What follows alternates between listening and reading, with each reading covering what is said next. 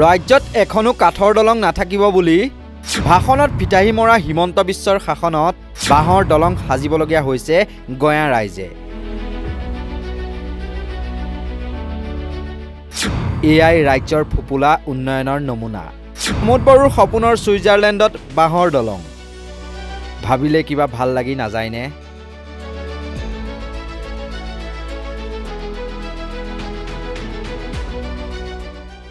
UPPL নেতাক অনুৰোধ কৰি UPPLৰ কৰ্মীয়ে নাপালে এখনো পকী দলং। সেয়েহে নিজে প্ৰচেষ্টা লৈ বাৰিষা পৰিত্ৰাণ পাবলৈ বাঁহকে সাৰথি কৰি সাজি উলিয়ালে দলং। হয়, খালিংদুৱাৰ পৰিষদীয় সমষ্টিৰ পানেৰীত বাঁহৰ দলং নিৰ্মাণ একাংশৰ। স্বাধীনতাৰ ৭৬ বছৰ পাৰ হৈ যোৱাৰ পিছতো উন্নয়নৰ মুখ নেদেখা এখন গাঁও। প্ৰায় ৩০টাকৈ অধিক পৰিয়ালে বছৰ বছৰ ধৰি বাস কৰি আহিছে ৩ নং পানেৰীৰ বাঙালীপাৰা গাঁৱত। বিভিন্ন জাতি জনগোষ্ঠীৰ লোকেৰে বসবাস কৰা গাঁওখনত পিছে আজিলৈকে চকুত নপৰিল সংবাদ মাধ্যমৰ শিৰোনাম দখল কৰা খালিংদুৱাৰ পৰিষদীয় সমষ্টিৰ MCLA দিলীপ বড়োৰ। উন্নয়নৰ ফটাঢোল বজোৱা দিলীপ বড়োৰ আজিলৈকে গাঁওবাসীৰ সমস্যাৰ বুজ ল'বলৈ আহৰি নহ'ল। নিৰ্বাচনৰ সময়ত ভোট ল'বলৈ হ'লে ঠিকেই আহে, পিছে নিৰ্বাচনৰ পাছতহে পিঠি দিয়ে ৰাইজলৈ। অৱশেষত উপায়ন্তৰ হৈ গাঁওবাসীয়ে কেইগৰাকীমান ব্যক্তিক কাটৰ অনুৰোধ জনোৱাত পানেৰীৰ UPPL দলৰ কৰ্মকৰ্তা হিতুমণি কলিতা নামৰ মহিলাগৰাকীৰ সহায়ত আৰু বিশিষ্ট সমাজকৰ্মী ৰবীন্দ্ৰ বড়োৰ সহযোগত কিছু পৰিমাণে গঞা ৰাইজে সকাহ লাভ কৰে। ইয়াতে বেমাৰী বহুত, চবেই দুখীয়া। আমাৰ স্বামী হাজবেণ্ডটো বেমাৰী খুব। দলংটো হোৱাৰ পিছত ভালেই হৈছে, ভালেই পাইছোঁ, খুব ধন্যবাদ, ভাল পাইছোঁ। বেমাৰী কষ্ট পাই আছে বহুত দিন হ'ল, আজিৰ পৰা দলংটো হৈছে, মই ভালেই পাইছোঁ। বাৰ ঠিক কৰিছোঁ আমি, পইচা উঠাই এতিয়া আমাৰ ক্ষমতা নাই, আমি চবেই দুখীয়া ইয়াৰ মানুহ। 50 বছৰ হৈ গ'ল, এতিয়া মানুহ নেদে। এতিয়া আপোনালোকে এইখিনি কৰিছে, বহুত ধন্যবাদ। আমি বহুত অসুবিধাত আজি 2 বছৰৰ পৰাই বাইদেউ হিতুমণি কলিতা বাইদেউৰ লগত লাগি আছোঁ।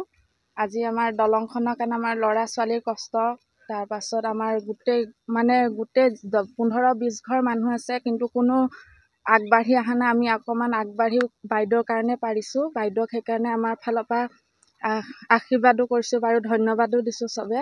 আৰু BTCৰ প্ৰধান প্ৰমোদ বড়ো ছাৰকো আমি এইটো সুযোগতে ধন্যবাদ দিছোঁ, আমাক এইখিনি সহায় কৰি দিয়াৰ কাৰণে। আৰু আশা থাকিলে আমি যাতে অহা বছৰ আমাক যেনেকৈ কথা দিছে সেইটো কথা যাতে আমাক ৰাখে, আমি সেইখিনিয়ে বিচাৰিছোঁ। দলংখনৰ কাৰণে আমি চিনি পাইছোঁ বাৰু, বাইদেউক দিছপুৰৰ দলংখন বনাইছে আৰু সেইটো কাৰণে আমি বাইদেউক লগ ধৰিলোঁ। ইমান বছৰ স্বাধীন হোৱাৰ পৰা কোনো একো সুবিধা পোৱাই নাছিলোঁ, আমি সেইটো কাৰণে আজি বাইদেউৰ নেতৃত্বত বাইদেৱে আমাক এইখিনি সহায় কৰিছে। আৰু আমাৰ যাতে এইখিনি সহায় হয়, দলংখন সোণাজুলি নদীৰ পাৰত আছে দলংখন। এইখন দলঙে আমাক বহুত অসুবিধা দি আহিছে, গোটেই হাজিৰা কৰি খোৱা মানুহ, কিন্তু আমি এইখিনি সুবিধা পাইছোঁ। আৰু আগন্তুক সময়ত যাতে ছাৰহঁতেও গোটেইখিনি, বাইদেউকো আমাৰ আশা থাকিলে বাইদেউ যাতে আমাৰ এইখিনি কাম কৰি যায়, আমি সেইখিনিয়ে আশা ৰাখিছোঁ, আমাৰ যাতে পূৰা হয়। এখন দলঙৰ অভাৱত বাৰিষা কালত সোণাজুলি নদীৰ বাঢ়নী পানীৰ বাবে ঘৰৰ পৰা ওলাই আহিব নোৱাৰে গঞা ৰাইজ। ৰাইজৰ আহ্বানৰ প্ৰতি লক্ষ্য ৰাখি অতি শীঘ্ৰে এখন বাঁহৰ দলং নিৰ্মাণ কৰি উলিয়াই দিলে হিতুমণি কলিতাই। পৰৱৰ্তী সময়ত বাঁহৰ দলঙৰ পৰিৱৰ্তে তাত এখন পকী দলং নিৰ্মাণ কৰাৰ উপৰি গাঁওখনৰ ৰাইজৰ অভাৱ অভিযোগসমূহ BTR প্ৰধান প্ৰমোদ বড়োৰ জৰিয়তে সমাধান কৰা হ'ব বুলিও তেওঁ জানিবলৈ দিয়ে। আপোনালোকে গোটেইখিনি কেমেৰা সন্মুখত দেখা পাইছে, তেওঁলোকে কি কৈছে, আৰু মোৰ নামটো ইয়াৰ আগতে উল্লেখ কৰিছে।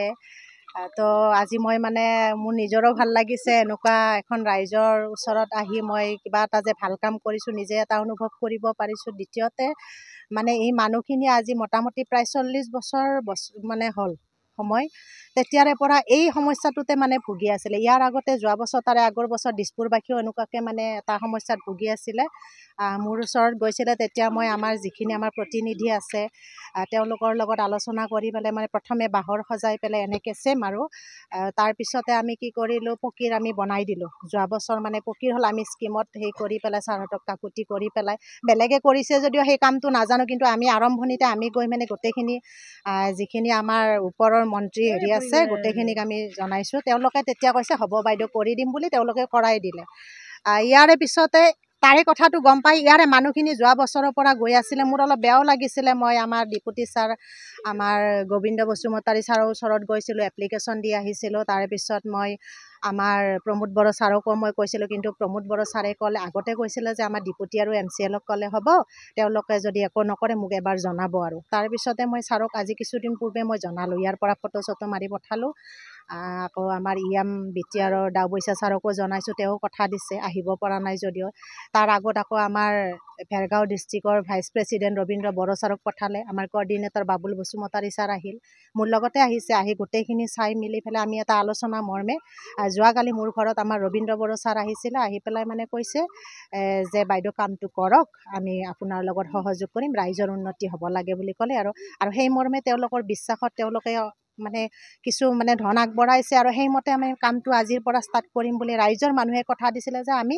নিজে মানে ওলাই আহিম আপোনালোকৰ লগত আমি সহযোগ কৰিম খালি আমাক দলংখন এতিয়া আমাৰ বাৰিষাটো পাৰ হোৱালৈকে মানে বনাই দিব দিছে মেৰামতি কৰি পিছত আমাক মানে ইলেকশ্যন যোৱাৰ পিছত আমাক মানে ফকীৰ এখন বনাই পেলাই তাৰমানে ল'ৰা ছোৱালীখিনি ভৱিষ্যতৰ কাৰণে মানে সেইটো এটা মানে সিদ্ধান্ত ল'ব দিছিল আৰু আমি কথা দিছিলোঁ আমাৰ আপ লেভেলৰ যিখিনি মানে আছে তেওঁলোকো আহিছিলে প্ৰতিনিধিও আহিছে 2-4জন আহি মানে কথা দি গৈছে ইয়াতে গতিকে সেই মৰ্মে আশা কৰিছোঁ আৰু দ্বিতীয়তে আমাৰ বেয়া লাগিছিলে যে ইমান বেয়া হৈ গৈছে ইয়াৰ গোটেই দিন হাজিৰা কৰা মানুহ আজিও মতা মানুহখিনি প্ৰায় নাই কাৰণ তেওঁলোক যদি কামলৈ নাযায় ইয়াত লাগি থাকে ল'ৰা ছোৱালী তেওঁলোকৰ মানে পত্নী লঘন থাকিবলগীয়া অৱস্থা তো সেই মৰ্মে মানে তাৰমানে আমাৰ বিৰাট দুখ লগাইছে আৰু মই দেখিছিলোঁ 2-3বাৰমান ইয়াত মানে বাচ্চা পৰি গৈছে পৰি কিবা ভাঙিছে কিবা হৈছে আৰু মানে এজনী এক্সিডেণ্ট হোৱা মানে পেচেণ্টক মানে কি কৰি এক্সিডেণ্টটো হয়ে ইয়াত আৰু এক্সিডেণ্ট হোৱা পেচেণ্ট এজন মানে দাঙি লৈ গৈছে ইয়াৰ পৰা নদীটো পানী আছিলে যেতিয়া কান্ধত দাঙি নিছে মানে মোৰ তেতিয়া মানে বেয়া লাগিছে আজি হয়তো আমাৰ ইয়াত সমাজত এনেকুৱা মানুহ বহুত আছে আগবাঢ়ি অহা নাই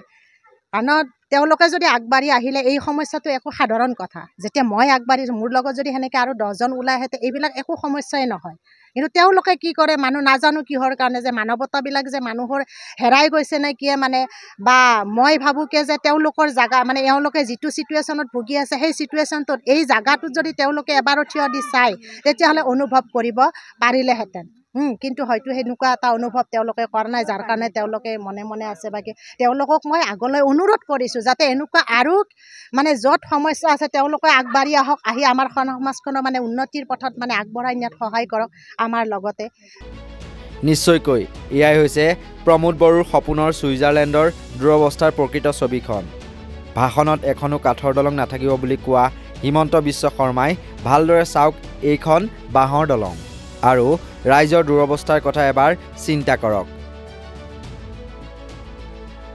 ওদালগুৰিৰ পৰা চিন্ময় ডেকাৰ প্ৰতিবেদন নৰ্থ ইষ্ট নাও